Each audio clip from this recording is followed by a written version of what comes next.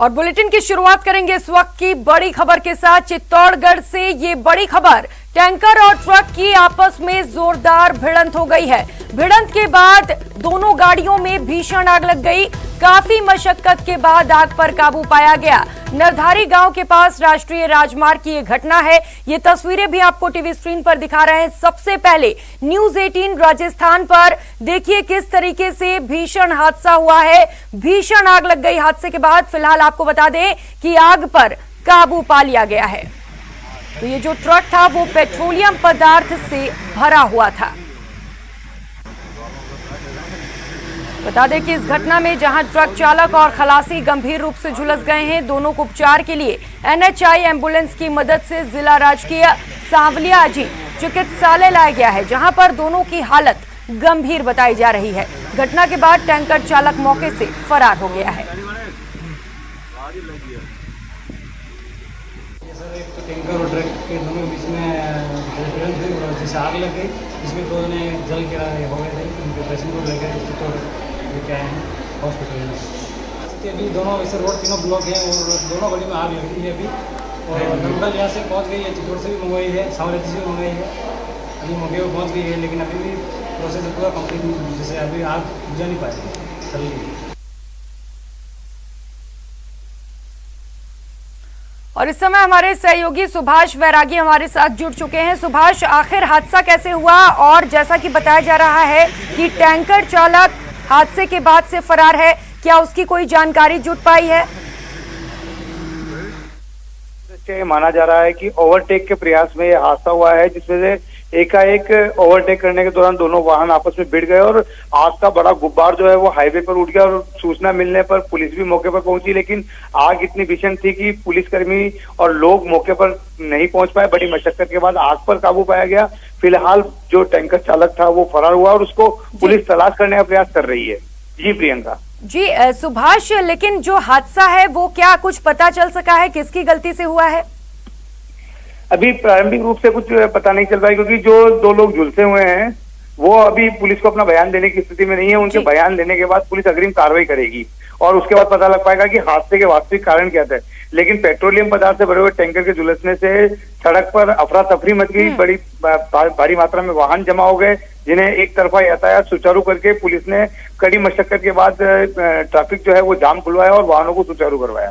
जी चलिए, बहुत शुक्रिया आपका सुभाष तमाम जानकारियों के लिए। तो ये तस्वीरें आपको सबसे पहले एक्सक्लूसिव न्यूज 18 राजस्थान पर दिखा रहे हैं, जहां पर टैंकर और ट्रक की भिड़ंत हुई। भिड़ंत के बाद भीषण आग लग गई। फिलहाल आग पर काबू पा लिया गया है और जैसा कि हमारे सहयोगी ने बताया कि यात्रा जो है उसे दोबारा से सुचारू करा दिया गया है, लेकिन अभी ट्रक में जो लोग सवार थे उनकी हालत गंभीर बनी हुई है और टैंकर चालक मौके से फरार है। लगातार तफ्तीश जारी है, उसे तलाशने की कोशिश की जा रही है।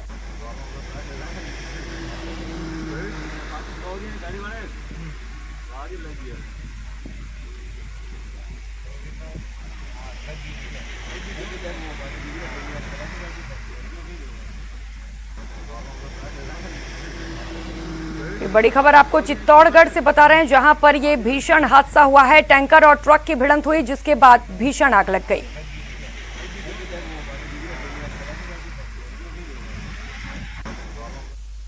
और खबरों का रुख करेंगे सुपरफास्ट अंदाज में।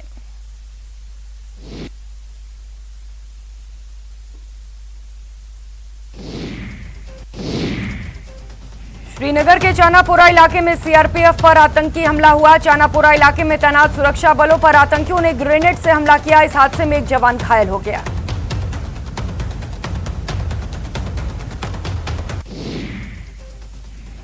टोक्यो पैरालंपिक में पदक जीत भारत का नाम रोशन करने वाले मरुधरा के खिलाड़ी आज दिल्ली से जयपुर पहुंचे। इस दौरान बड़ी संख्या में खेल प्रेमियों ने पदक विजेता खिलाड़ियों का स्वागत किया। इस दौरान खेल मंत्री अशोक चांदना के साथ विधायक कृष्णा पूनिया समेत खेल विभाग के आला अधिकारी मौजूद रहे। एयरपोर्ट से खिलाड़ी सवाई मानसिंह स्टेडियम के लिए रवाना हुए। स्टेडियम में खिलाड़ियों का सम्मान किया गया। सम्मान समारोह में इन मेडलिस्ट खिलाड़ियों को खेल मंत्री ने प्रोत्साहन राशि के चेक दिए। इस दौरान 4 करोड़ की राशि अवनी लेखरा, 2 करोड़ देवेंद्र झाझड़िया और 1 करोड़ सुंदर गुर्जर और 3 करोड़ की राशि कृष्णा नागर को दी गई।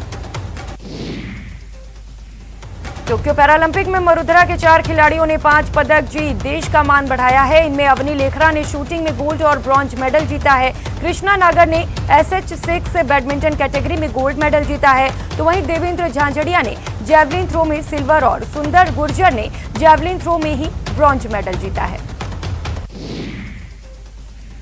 मैनचेस्टर में होने वाला भारत और इंग्लैंड का 5वां टेस्ट रद्द कर दिया गया है। भारतीय खिलाड़ियों के खेलने से मना करने पर मैच रद्द हुआ। कांग्रेस महासचिव प्रियंका गांधी लखनऊ के 2 दिन के दौरे पर हैं। यूपी के आगामी विधानसभा चुनाव को लेकर प्रियंका ने कांग्रेस कार्यालय में बैठक की। इस बैठक में कांग्रेस पार्टी की यूपी के लिए रणनीति तैयार की गई। कांग्रेस यूपी में प्रतिज्ञा यात्रा निकालेगी और कांग्रेस की यात्रा 12,000 किलोमीटर चलेगी। कांग्रेस की यात्रा हम वचन निभाएंगे नाम से जानी जाएगी, जो प्रदेश के हर बड़े कस्बे और गांव से गुजरेगी। इसके साथ ही कांग्रेस क्षेत्रवार चुनावी अभियान और कार्यक्रम शुरू करेगी। वहीं महासचिव प्रियंका गांधी की सलाहकार और रणनीति कमेटी के साथ हुई बैठक में यात्रा के दौरान होने वाले कार्यक्रमों की रूपरेखा भी तय की गई।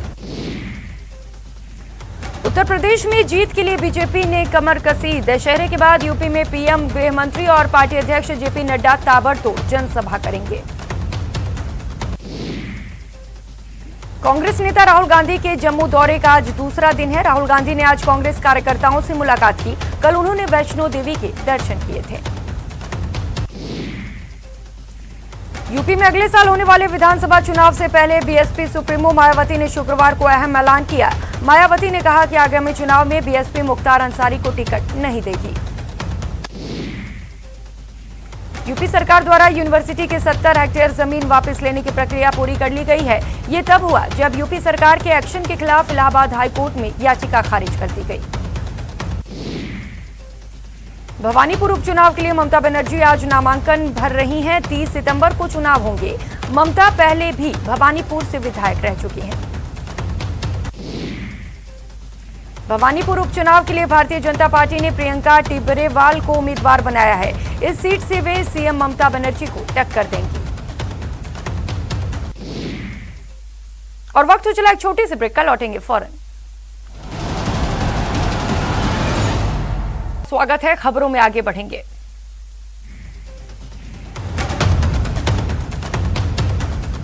कांग्रेस ने आज दरियावद उपचुनाव को लेकर रणनीति बनाई है। पीसीसी चीफ गोविंद सिंह डोटासरा के आवास पर मीटिंग हुई। मीटिंग में चुनाव की कार्य योजना को लेकर मंथन हुआ।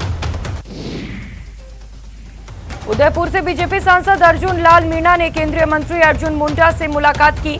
उदयपुर में चल रहे वन बंधु योजना और एकलव्य मॉडल रेजिडेंस स्कूल के डेवलपमेंट और आदिवासी कल्याण के कार्य पर चर्चा की गई।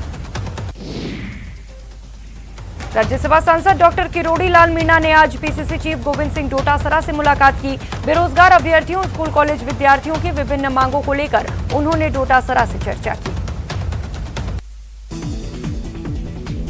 चर्चा के बाद किरोड़ी मीणा ने कहा कि सत्ता में आने से पहले कांग्रेस ने बेरोजगारों से जो वादे किए थे उन्हें याद दिलाने के लिए वो यहां पहुंचे।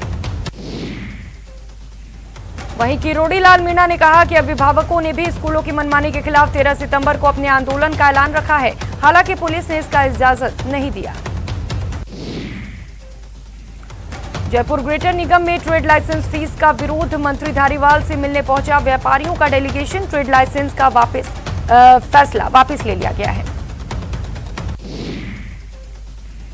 चोंग के मालपुरा में 300 परिवारों के पलायन का मुद्दा तूल पकड़ रहा है। बीजेपी प्रदेश अध्यक्ष सतीश पूनिया ने प्रदेश सरकार पर जमकर हमला बोला।